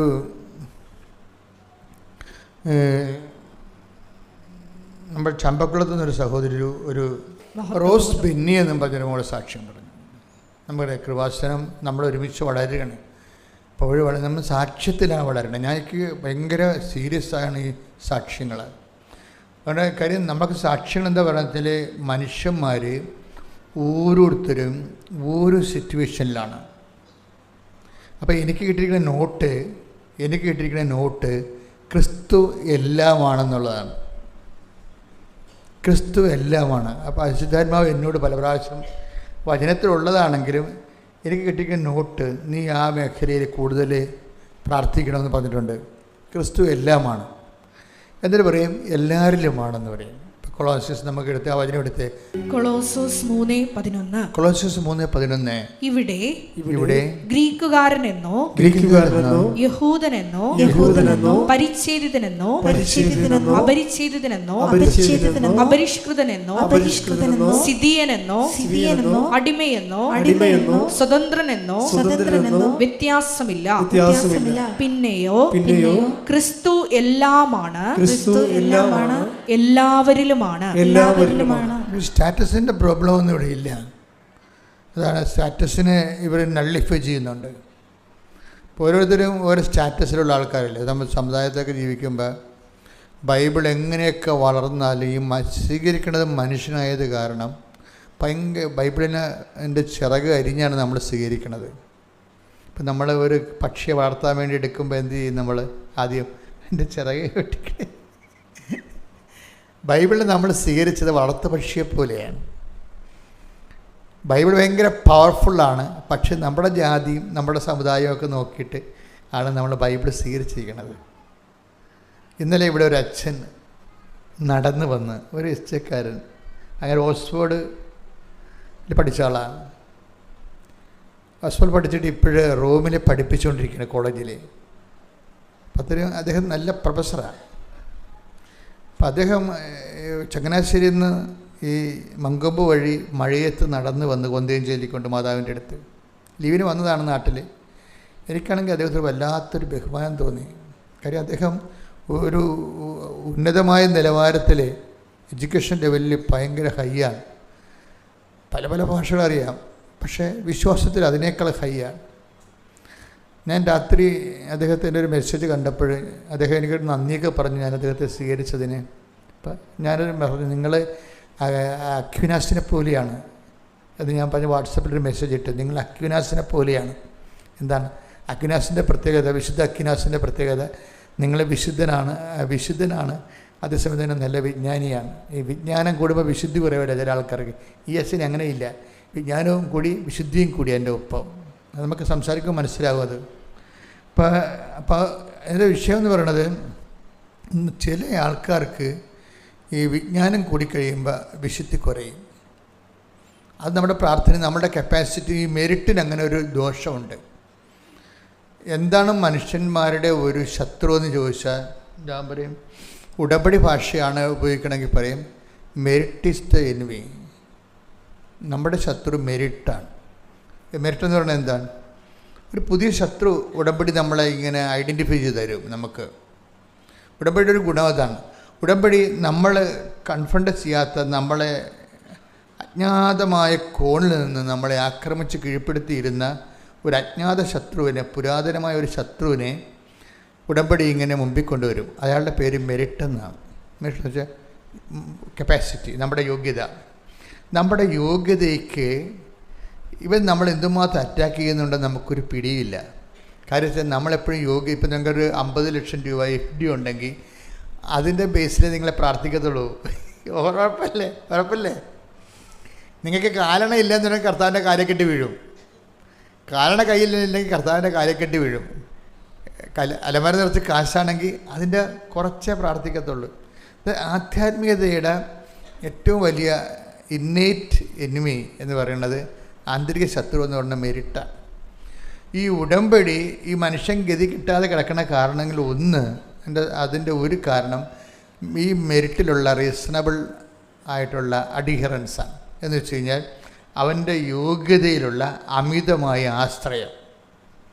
എൻ്റെ മക്കൾ ഇത് ശരിക്കും മനസ്സിലാക്കണം. ഇതൊരു വളരെ സീരിയസ് ആയിട്ട് മെക്കാനിക്കലായിട്ട് മനസ്സിലാക്കേണ്ടതാണ്. നമ്മൾ റിപ്പയർ ചെയ്യണമെന്നുണ്ടെങ്കിൽ ഇതിൻ്റെ മെക്കാനിസം മനസ്സിലാക്കണം. നമ്മുടെ പല പ്രശ്നങ്ങളും ദൈവം രജിസ്റ്റർ ചെയ്യത്തില്ല. ചില പ്രാർത്ഥനകളുടെ ഒരു കുഴപ്പം, ദൈവം ആ പ്രാർത്ഥന രജിസ്റ്റർ വരത്തില്ല. ഇപ്പം നമ്മളിങ്ങനെ കമ്പ്യൂട്ടറൊക്കെ 100 കണക്കിന് അടിച്ചാലും ചില ആ സേവ് ബട്ടൺ അമർത്തിയില്ലെങ്കിൽ എല്ലാം ഡിലീറ്റായി പോകും. അതുപോലെ പ്രാർത്ഥനകളും എല്ലാം ഡിലീറ്റാണ്, പലതും ഡിലീറ്റായി പോയിട്ടുണ്ട്. നമ്മൾ ചെറുപറ പ്രാർത്ഥിക്കുന്നുണ്ട്, പക്ഷെ ഓട്ടോമാറ്റിക് ഡിലീറ്റിങ് വരും ഇതിൻ്റെ അകത്ത്. അതിൻ്റെ കാരണം എന്ന് വെച്ച് കഴിഞ്ഞാൽ ഈ പ്രാർത്ഥന രജിസ്റ്റർ ആകാത്തതിൻ്റെ കാരണം ഇതിൻ്റെ അവലംബങ്ങളുടെ കുഴപ്പമാണ്. അവലംബങ്ങളെന്ന് പറയണത് ഇപ്പം നമുക്ക് കുറച്ച് ആസ്തി ഭദ്രതയുണ്ടെങ്കിൽ അതിൻ്റെ ബാക്കിയുള്ള കാര്യത്തിന് അവലംബങ്ങളുള്ളു. ഇപ്പം നമ്മൾ മെഡിക്കൽ കോളേജിലേക്ക് രോഗിനെയും കൊണ്ട് പോവുകയാണ്. ഇപ്പം നമ്മൾ തന്നെ രോഗിയായിട്ട് അറ്റാക്ക് അല്ലെങ്കിൽ എന്തെങ്കിലും സംഭവമാണെന്ന് പറഞ്ഞുകൊണ്ട് നമ്മൾ മെഡിക്കൽ കോളേജിലോട്ട് ആംബുലൻസ് പറപ്പിച്ച് വിടുകയാണ്. അപ്പോൾ നമുക്ക് അവിടെ നമ്മൾക്കൊരു ധാരണ ഉണ്ട്, എന്താ നമ്മുടെ മരുമകനാണ് അവിടെ സർജൻ. എന്നാൽ പിന്നെ ഈ ആംബുലൻസിൽ കിടക്കുന്ന രോഗിക്ക് പകുതി ദൈവം മരുമകനായിരിക്കും. പിടിയിട്ടില്ലേ? ഈ അറ്റാക്ക് അടിച്ചുകൊണ്ട് ആംബുലൻസിൽ കയറി കൂയി പോണ പാർട്ടി അവിടെ സർജൻ മരുമകനാണെന്നുണ്ടെങ്കിൽ ഇവർക്ക് അത് കുറഞ്ഞുള്ള ആദ്യമേ ഉള്ളൂ. മരുമകൻ ആണല്ലോ അവിടെ, ഇനിയിപ്പോൾ ചെന്ന് പെട്ടാൽ മതിയല്ല അവിടെ. അപ്പോൾ പിന്നെ പ്രാർത്ഥിക്കുന്ന റോഡിൻ്റെ ഗട്ടർ കുറയാൻ വേണ്ടിയാണ് പ്രാർത്ഥിക്കത്തുള്ളൂ. ഓപ്പറേഷൻകാരെ മരുമകനല്ല. ഇതെന്താ നമ്മളുടെ മെരിറ്റുകൾ നമ്മളുടെ പ്രാർത്ഥനയെ ബാധിക്കുന്നുണ്ട്. ഇത് നമ്മൾ ഐഡൻറ്റിഫൈ ചെയ്യണം. എന്ന് വെച്ച് കഴിഞ്ഞാൽ നിങ്ങൾ ഒരു മെരിറ്റുമില്ലാത്ത ആൾക്കാരായിട്ട് ദൈവതിരുസന്നിധിയിൽ നിൽക്കണം. ഒരു മെരിറ്റുമില്ലാത്ത നമ്മൾ കണ്ട ആ സാക്ഷ്യത്തിൽ റോസ് ബെന്നിയുടെ സാക്ഷിയാണ്. റോസ് ബെന്നി നമ്മുടെ ഇവിടുത്തെ നാട്ടുകാരിയാണ്, അശംഭകുളത്തുകാരിയാണ്. ആ സാക്ഷ്യങ്ങളപ്പോൾ എനിക്ക് ഇഷ്ടപ്പെട്ടത് ഇവിടെ അവലംബങ്ങളുടെ പ്ലേസ്മെൻറ്റ് ഭയങ്കര രസമാണ്. അപ്പോൾ അവർക്ക് അവരുടെ ജീവിത ഉപാധി എന്ന് പറയുന്നത് ഒരു പാടശേഖരമാണ്. 9 ഏക്കറുള്ള ഒരു പാടശേഖരമാണ്. ഈ പാടത്തുനിന്ന് നെല്ല് കൊയ്തെടുത്തിട്ട് വേണം ഈ 2 കുഞ്ഞുങ്ങളുണ്ട് അതുങ്ങളെ പഠിപ്പിക്കാനും പിന്നെ ബാക്കിയുള്ള ഹൗസ് മെയിൻ്റെനൻസ് എല്ലാം നടത്തേണ്ട ഇതിലേതാണ്. ബെന്നിയും ഇവരും 2 പേരും കർഷകരാണ്. അപ്പോൾ ഇവരുടെ പരിപാടി ഈ നെല്ലിൻ്റെ കാര്യമൊക്കെ അറിയാമല്ലോ, നിങ്ങൾക്കറിയാമല്ലോ. നമ്മുടെ ഒന്നാതിരെ കുട്ടനാടൻ പാടശേഖരങ്ങളെ എപ്പോഴും നമുക്ക് ഭീഷണിയാകുന്നത് ഏത് സമയത്ത് വേണമെങ്കിലും ഒരു ന്യൂനമർദ്ദം വന്നാൽ മതി, അപ്പോൾ തന്നെ മലവെള്ളം പാഞ്ഞുകൊണ്ട് വരും. ഒരു ന്യൂനമർദ്ദം വന്നാൽ മതി, 5-6 ദിവസം നിന്ന് പെയ്ത അപ്പോൾ തന്നെ പമ്പ എന്ന് പറയുന്ന ഭയങ്കര ഒരു ഭീകര ജീവിയാണ് സംഭവം. അത് മുഴുവനും വന്ന് ആ കുട്ടനാട് മുഴുവൻ മുക്കിക്കളയും. കടലിൽ ദിവസങ്ങളിൽ വെള്ളം എടുക്കത്തില്ല. അതിങ്ങനെ ടൈഡ് നോക്കിയിട്ടാണല്ലോ വെള്ളം എടുക്കുന്നത്. ഇപ്പോൾ വെള്ളം എടുക്കാത്ത ദിവസമാണെങ്കിൽ വെള്ളപ്പൊക്കം ഉണ്ടാകും. അപ്പോൾ പാടശേഖരത്തൊക്കെ കയറും. ആപ്പടെ ഒരു വലിയ കഷ്ടപ്പാടാണ് ശരിക്കും പറഞ്ഞാൽ. പക്ഷേ എങ്കിലും ഇതിൻ്റെ വിശ്വാസവീരന്മാരുണ്ട്. അവർക്കൊരു കഷ്ടപ്പാടും ഉണ്ടാകത്തില്ല ഒരിക്കലും. പ്രാർത്ഥിക്കുന്ന കഷ്ടപ്പാട് മാത്രമേ ഉണ്ടാകത്തുള്ളൂ. വിശ്വാസവീരന്മാർക്കൊരു പ്രശ്നമില്ലേ. അവർക്ക് ഉള്ള കഷ്ടപ്പാടെന്ന് പറയുന്നത് അവർക്ക് ടെൻഷൻ ഉണ്ടാക്കി കൊടുക്കും ദൈവം. ഇവർ ടെൻഷനെ വിശ്വാസം കൊണ്ടും പ്രാർത്ഥന കൊണ്ടും ടെൻഷനെ അതിജീവിക്കും. നമ്മൾക്ക് ഈ പ്രാർത്ഥനയുടെ കപ്പാസിറ്റി കൂട്ടാൻ വേണ്ടിയാണ് ഇതുപോലെ പുതിയ സിറ്റുവേഷൻസ് ക്രിയേറ്റ് ചെയ്യണത്. പ്രാർത്ഥനയുടെ കപ്പാസിറ്റി കൂട്ടാൻ വേണ്ടിയാണ്. അപ്പോൾ അത് ചില ആൾക്കാർക്ക് അത് ശരിക്കും അവരത് പ്രയോജനപ്പെടുത്തും. ഇപ്പം ഈ റോസ് ബെന്നിയുടെ വിഷയം എന്ന് പറയണത് ഇവർ നെല്ലെല്ലാം കുലച്ച് പാകമായി കൊയ്ത്തുകാലമായപ്പോൾ പെട്ടെന്ന് ന്യൂനമർദ്ദം വന്നു. അപ്പോൾ എല്ലാം ഭയങ്കര കാറ്റ്. ഇപ്പോൾ ഇന്നലെയൊക്കെ ഭയങ്കര കാറ്റായിരുന്നു ഇവിടെയല്ല, കടലോരത്തൊക്കെ ഭയങ്കര കാറ്റായിരുന്നു. മണിക്കൂറിന് 60 വെച്ചുള്ള കാറ്റാണ്. അപ്പോൾ അടിച്ചു തല്ലിപ്പോവും തെങ്ങെല്ലാം. അപ്പം ഞാറിങ്ങനെ വീണുപോയി, വെള്ളത്തിലേക്ക് വീണുപോയാൽ ഞാറിനൊരു കുഴപ്പമുണ്ട്. വെള്ളത്തിൽ വീണ് കഴിഞ്ഞാൽ നമ്മൾ 1-2 ദിവസമൊക്കെ ഇങ്ങനെ ഈ കതിരയിലിങ്ങനെ നെല്ലൊക്കെ തൂങ്ങിക്കിടക്കും. അപ്പോൾ 1-2 ദിവസം കഴിഞ്ഞാൽ വെള്ളത്തിലാണെങ്കിൽ പതുക്കെ ഇത് അടന്നടന്ന് ഇതിനകത്ത് വീഴും. നമുക്ക് 1-2 ദിവസം ആ സമയം തെറ്റിയപ്പോൾ ഞങ്ങൾക്ക് കിട്ടത്തില്ല, എല്ലാം അടന്നു പോകും. അതാണ് വെള്ളത്തിൽ വീണ് കഴിഞ്ഞാൽ കുഴപ്പം. ഭയങ്കര സങ്കടകരമായ ഒരു കാഴ്ചയാണ്. സെക്കൻഡുകൾക്കുള്ളിൽ നമ്മുടെ എല്ലാ പ്രതീക്ഷയും ഇങ്ങനെ അസ്തമിച്ച് പോണവർ തോന്നും. ഇപ്പം ന്യൂനമർദ്ദം കയറി കാറ്റടിച്ച് മഴയത്ത് ഈ 9 ഏക്കർ ഇങ്ങനെ അടിച്ച് തല്ലിപ്പോയപ്പോൾ അപ്പോഴും ബെന്നി റോസിനോട് ചോദിക്കും, നമ്മളെന്ത് ചെയ്യും, നമ്മൾ തീർന്നല്ല എന്ന് പറയും. കാര്യം കടമൊക്കെ മേടിച്ചൊക്കെ ഇതൊക്കെ ചെയ്യണത്, ഇതിൻ്റെ വളമൊക്കെ വാങ്ങിക്കുന്നത് കുറേയൊക്കെ ഗവൺമെൻറ് കൊടുക്കുമായിരിക്കും, ബാക്കിയെല്ലാം നമ്മൾ തന്നെ കൂടി ചെയ്യണം. എൻ്റെ വണ്ടി ഇറക്കണത് ഉഴുതുമറിക്കണത് എല്ലാം കുറേ കടമുണ്ട്. ഇപ്പം കടവും പരിഹരിക്കണം, അപ്പോൾ ഇതിൻ്റെ ഇടയ്ക്ക് വേറെ എവിടെയൊക്കെ കൊയ്ത് ഈ ന്യൂനമർദ്ദത്തിന് മുമ്പ് അപ്പോഴൊരു പ്രശ്നമുള്ളതെന്ന് വെച്ചാൽ കൊയ്ത് കൊണ്ട് ഗവൺമെൻറ് അല്ല ഇപ്പോൾ കൊയ്യണത്. ഈ സിവിൽ സപ്ലൈസ് കോർപ്പറേഷനൊക്കെ ഇത് മൊത്തമായിട്ട് എടുത്തിട്ട് അവർ അവിടെ വെച്ച് തന്നെ ഇത് ഉണക്കി അവിടെ വെച്ച് തന്നെ അരിയാക്കി കൊണ്ടുപോകുന്ന സംവിധാനങ്ങളുണ്ട്. ഇപ്പോൾ ഗവൺമെൻറ് അരി എടുത്തിട്ട് ഇവർക്ക് വേണ്ട ഫണ്ട് അവരുടെ പാസ്ബുക്കിൽ കൊടുക്കുന്ന പരിപാടിയൊക്കെയാണ്. അപ്പോൾ എന്ത് ചെയ്യുന്ന 100-ന് 108 കിലോനാണ് എടുക്കുന്നത്. അതിപ്പോൾ മുതലാകത്തില്ല. മനുഷ്യന്മാർക്ക് ഓരോ വിഷയമാണ്. പ്രാർത്ഥനയ്ക്ക് ഓരോ സബ്ജക്റ്റ് തന്നെ ഓരോ കണ്ടില്ലേ. 100 കിലോ എടുക്കുന്ന സ്ഥലത്ത് 108 കിലോ മേടിക്കും. പണ്ട് പേട് വാശി എന്നൊക്കെ പറഞ്ഞിട്ട് തേങ്ങ നമ്മൾ കൊടുക്കുമ്പോൾ അങ്ങനെ ഉണ്ടായിരുന്നു. 100-108 ഉണ്ടായിരുന്നു. പേട് വാശി എന്ന് പറയും. എന്നുവെച്ചാൽ നമ്മൾ മടപ്പുറം തേങ്ങ കൊടുക്കത്തില്ലേ. ഇപ്പോൾ കൊടുക്കുമ്പോൾ 100 തേങ്ങ കൊടുത്താൽ അവർ തേങ്ങക്കാർ 108 എടുക്കും. ഇതിൻ്റെ വല്ലതും പേട് പൊതിച്ച് കഴിയുമ്പോൾ പേടുണ്ടാകും എന്നൊക്കെ പറഞ്ഞുകൊണ്ട് എടുക്കണതാണ്. അപ്പോൾ അതൊക്കെ ഭയങ്കര നഷ്ടമാണ്. ഓരോ 100 തേങ്ങയ്ക്ക് 8 തേങ്ങ നഷ്ടപ്പെടും. അതുപോലെ തന്നെയാണ് ഈ നെല്ലിനും. ഗവൺമെൻറ് നെല്ലെടുക്കുമ്പോഴും ഇടനിലക്കാരെ കൊണ്ടാണല്ലോ എടുപ്പിക്കുന്നത്. യവന്മാർ അവിടെ ലാഭത്തിൽ നിന്ന് ഒപ്പിക്കാൻ വേണ്ടി 100-ന് 108 കിലോ അളക്കാൻ പറയും. ഇപ്പോൾ മിനി റോസിൻ്റെ പ്രശ്നം, റോസ്ബെരിയുടെ പ്രശ്നം, ഈ 100-ന് 8 വെച്ചാണ് ഇത് അളക്കണമെന്നുണ്ടെങ്കിൽ 100 കണക്കിന് കിലോ കിൻഡൽ നഷ്ടപ്പെടും. അപ്പോൾ പിന്നെ നമുക്ക് കിട്ടാത്ത കണക്കായിരിക്കും. അപ്പോൾ അവളിപ്പോൾ മാതാവിനോട് പറയും, മാതാവേ 100-ന് 108 വെച്ചാൽ നമുക്ക് നിൽക്കാപ്പള്ളിക്കളിയില്ല. ഇപ്പോൾ ഈ കാലങ്ങളിൽ ഒരു പ്രത്യേകത എന്ന് പറഞ്ഞ് ഉടമ്പടി എടുക്കുന്ന ചില ആൾക്കാർ ഭയങ്കരമായിട്ട് ഉടമ്പടി പ്രയോജനപ്പെടുത്തും. ഉടമ്പടി എന്ന് പറയുമ്പോൾ ദൈവം ഉദ്ദേശിക്കുന്നത് ബൈലാറ്ററൽ എഗ്രിമെൻ്റ് അല്ലേ. ഉടമ്പടി എന്ന് പറയുന്നത് എന്താണ്? ബൈലാറ്ററൽ എഗ്രിമെൻ്റ് എന്ന് വെച്ച് കഴിഞ്ഞാൽ ഉഭയകക്ഷി കരാറ്. ഉഭയകക്ഷി എന്ന് വെച്ചാൽ 2 കക്ഷികൾ തമ്മിൽ. അപ്പോൾ ഉടമ്പടി നമ്മൾ ശ്രദ്ധയോടുകൂടിയാണ് എടുക്കണമെന്നുണ്ടെങ്കിൽ ദൈവം ഒരു വ്യക്തിയായിട്ട്, നമ്മളൊരു വ്യക്തിയായിട്ട് ഈക്വലായിട്ട് വരും. ഇത് ചില ആൾക്കാർക്ക് ഇതിൻ്റെ ഇക്കണോമിക്സ് അറിയാൻ പറ്റും. ഞാനും ദൈവവും ഇപ്പോൾ ഒരു ഉടമ്പടിയിലാണ്. അപ്പോൾ അതുകൊണ്ട് ചില ആൾക്കാർ എന്തെല്ലാം പ്രശ്നം വന്നാലും തളരത്തില്ല. എന്താ കാര്യം? ഉടമ്പടിയാണ്, ഉടമ്പടിയിലുള്ളതാണ്. ഇപ്പോൾ മോഡി പ്രധാനമന്ത്രി ട്രംപിനെ പോയി കെട്ടിപ്പിടിച്ചാലും അവർ തമ്മിൽ വലിയ ബിസിനസ് ഡീലൊക്കെ നടത്തിയാലും റഷ്യക്കാരൻ കുലുങ്ങത്തില്ല. എന്താ കാര്യം? നമ്മൾ പത്രക്കാരൊക്കെ പറയും റഷ്യയിൽ നമ്മൾ മാറാൻ പോവുകയാണ്, നമ്മൾ അമേരിക്കയുമായിട്ട് ചേരിൽ വരാൻ പോവുകയാണെന്നൊക്കെ പറഞ്ഞാലും പുടിൻ അവിടെ ഇരുന്നുകൊണ്ട് ഒന്നും കുലുങ്ങത്തില്ല. എന്താ കാര്യം? ഇന്ത്യയുമായിട്ട് വർഷങ്ങളോളം അവരുടെ ഉടമ്പടിയിലാണ്. ഇതിൻ്റെ അപ്പുറത്ത് ഫോറിൻ കണക്ഷൻസ് ഒന്നും ചെയ്യാൻ പറ്റത്തില്ല. ഉടമ്പടിക്കെതിരാണത്. അത് മോഡി ഒട്ട് ചെയ്യത്തുമില്ലെന്ന് പുടിനറിയാം. അപ്പം അതുകൊണ്ട് ഇതിൻ്റെ അകത്ത് വരുന്ന ഈ ഉടമ്പടിയുടെ ഗുണം അതാണ്. ബയലാറ്ററായിട്ടുള്ള ബൈൻഡിങ് ആണ്, മ്യൂച്വൽ ബൈൻഡിങ് വരും. അപ്പം നമ്മുടെ മുമ്പിലൂടെ എൻ്റെ മക്കളെ എൻ്റെ ദൈവത്തിൻ്റെ വിഷയത്തിലുള്ള ഉടമ്പടി സിമ്പിളാണ്. അപ്പം നമ്മൾ ദൈവദൃശ്യത്തിന് ഏറ്റിരിക്കുന്ന കാര്യങ്ങൾ നമ്മളൊരു ദൈവികമായ രീതിയിൽ എടുക്കണമെന്ന് മാത്രമേ ഉള്ളൂ. സിമ്പിളായിട്ട് നമ്മൾ മാനുഷ്യമായിട്ട് രീതിയിലാണ് ചില ആൾക്കാർ ഉടമ്പടി ചെയ്യണത്. അതുകൊണ്ടാണ് ദൈവം ബൈൻഡ് ചെയ്യാത്തതിൻ്റെ കാരണം. പക്ഷേ ദൈവം അതിനെ അഡിഹെറി ചെയ്യത്തില്ല, ദൈവം അതിന് വശംവദനാകത്തില്ല. കാരണം എന്ന് വെച്ച് കഴിഞ്ഞാൽ നമ്മൾ ഉടമ്പടിയിൽ പല കാര്യങ്ങളും ഉഴപ്പും. നിങ്ങളാണെങ്കിൽ നിങ്ങൾ എത്ര കൊല്ലം മുമ്പാണെങ്കിലും ഉടമ്പടി ഉണ്ടായ കാലത്ത് ഇത് അമ്മയുടെ പ്രത്യക്ഷീകരണവുമായിട്ട് ബന്ധപ്പെട്ടുണ്ടായതാണ്. അമ്മയുടെ പ്രത്യക്ഷീകരണവുമായിട്ട് ബന്ധപ്പെട്ട് അമ്മയുടെ പ്രത്യക്ഷീകരണം സഭ ഏറ്റെടുക്കാനും പ്രത്യക്ഷീകരണത്തിൻ്റെ ദൈവ ആനുകൂല്യങ്ങൾ ദൈവം ഉടമ്പടിയുടെ ബേസ്മെൻറ്റിലാണ് നമുക്ക് തരണത്. അപ്പോൾ ഇത് ഉടമ്പടി വേറെ പ്രത്യക്ഷീകരണം വേറെയല്ല, രണ്ടും ഒന്നാണ്. പ്രത്യക്ഷീകരണത്തിന് ദുരന്തം ഉണ്ടാകാൻ പോണ് പ്രാർത്ഥിക്കണമെന്നാണ് പറഞ്ഞിരിക്കുന്നത്. ആ പ്രാർത്ഥനയാണ് നമ്മൾ ഉടമ്പടി വഴി ചെയ്ത് തീർക്കുന്നത്. അതുകൊണ്ട് തന്നെ അതിന് അതിൻ്റേതായിട്ടുള്ള തനത് അനുഗ്രഹങ്ങൾ ഒത്തിരി ഉണ്ട് പ്രത്യക്ഷീകരണം. അതുകൊണ്ടാണ് ഈ അമ്മയുടെ പ്രത്യക്ഷീകരണം അംഗീകരിച്ചുകൊണ്ട് ഉടമ്പടി ചെയ്യുന്നവരുണ്ട്. അവരുടെ അത് വ്യത്യാസം ഉണ്ടാകും ഉടമ്പടിയിൽ. നിങ്ങളുടെ വിഷയത്തെ അടിസ്ഥാനപ്പെടുത്തിക്കൊണ്ടാണ് ചില ആൾക്കാർ ഉടമ്പടി ചെയ്യണത്.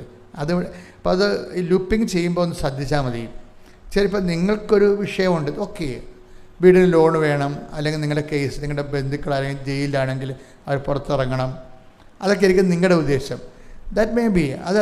പക്ഷേ ഉടമ്പടി ചെയ്യുമ്പോൾ ഉടമ്പടി ബേസിക്കായിട്ട് എന്താണത്? അത് അമ്മയുടെ പ്രത്യക്ഷീകരണം 2004 ഡിസംബർ 7-ാം തീയതി സംഭവിച്ച പ്രത്യക്ഷീകരണം. ദുരന്തമുണ്ടാകാൻ കൊണ്ട് പ്രാർത്ഥിക്കണമെന്ന് പറഞ്ഞത് സമയഘടിക നെഞ്ചിൽ ചാർത്തിയ ലോക അന്ത്യത്തിൻ്റെ കളർ കാണിക്കുന്ന ഈ പ്രത്യക്ഷീകരണം അത് സഭ ഏറ്റെടുക്കാൻ വേണ്ടിയാണ് നമ്മളോട് പ്രാർത്ഥിക്കാൻ പറഞ്ഞിരിക്കുന്നത്. ആ പ്രാർത്ഥനയാണ് ഉടമ്പടിയിലൂടെ നടക്കുന്നത്. അതുകൊണ്ട് തന്നെ പ്രത്യക്ഷീകരണത്തെ ലിങ്ക് ചെയ്തുകൊണ്ടാണ് നിങ്ങൾ ഉടമ്പടി പുരോഗമിക്കണമെന്നുണ്ടെങ്കിൽ അതിന് വല്ലാത്ത മാറ്റങ്ങളുണ്ടാകും. നിങ്ങൾ ലിങ്ക് ചെയ്തിരിക്കുന്നത് നിങ്ങളുടെ വിസ പ്രോസസ്സിങ് നടക്കുകയാണ്, അല്ലെങ്കിൽ നിങ്ങൾക്ക് PR കിട്ടണം എന്നും പറഞ്ഞ ആ ഒരു വിഷയത്തെയാണ്, വ്യക്തിപരമായ വിഷയത്തെയാണ് മാത്രമാണ് നിങ്ങൾ ലിങ്ക് ചെയ്യണമെന്നെങ്കിൽ ഉടമ്പടി കിതക്കും. പറയണ അത്രയ്ക്ക് പെട്ടെന്ന് വർക്കൗട്ട് ചെയ്ത് കയറത്തില്ല ഇത്. കാര്യം ഇത് എപ്പോഴും നമ്മൾ ഇത് എവിടെ നിന്നാണ് ഇതിൻ്റെ സോഴ്സ് വരണം നോക്കണം. അപ്പോൾ അതുകൊണ്ട് രണ്ടാമതെടുത്ത് മാറ്റിക്കുത്തണം. ഇപ്പോൾ നമ്മൾ ഒരു ലൈൻ പോയി കഴിഞ്ഞാൽ നമ്മൾ എന്ത് ചെയ്യും?